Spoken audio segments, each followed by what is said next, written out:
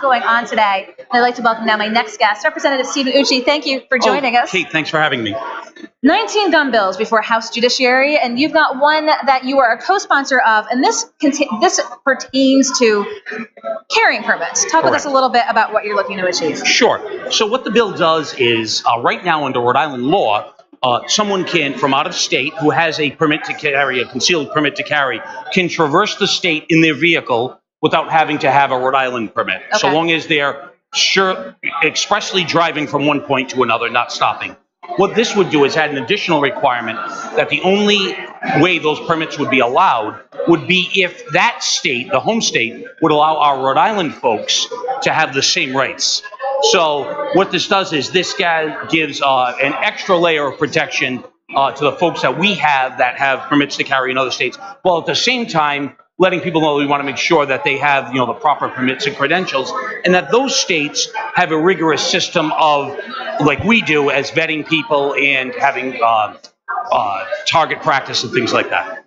So I have to imagine that other states have this as well. Are you looking at other states' examples of how they work with carry permits as it pertains from state to state? Correct. So some states don't allow you to do that. However, if people come to Rhode Island, they can do it.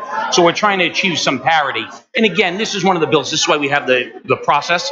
So today we'll hear on both sides of that to see what the flaws are in the idea and to see if there's a way to make it better. And as always, all of our bills are subject to amendment, and we listen to what the people have to say. So what have you been hearing so far since you introduced, as a co-sponsor, as a piece of this legislation? What are you hearing from supporters, and what are you hearing from folks who might have concerns? So I think originally people thought it would open the floodgates to more people carrying in Rhode Island. That's really not what it's about. It's more to give parity to the folks in Rhode Island who have a permit to carry. But with all the other issues out, this is really has a lot less of a concern amongst people. I haven't heard actually anything else about this.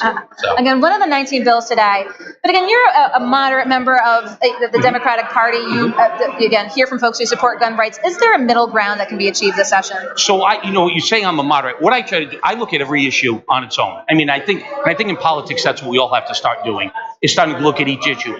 I think there's a middle ground in everything. The key is taking the hot air on both sides out of it and getting people to the table who actually want to come up with a solution.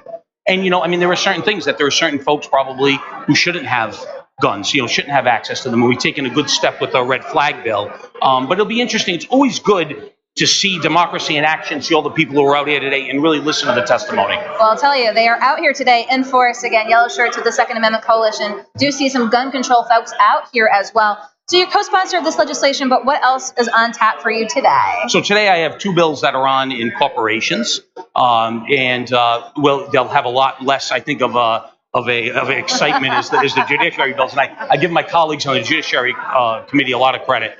Most of the issues that go to judiciary are very passionate, and it takes a lot of work to vet those. Well, I appreciate your taking the time to come walk us through just what this carry permit reciprocity might look like.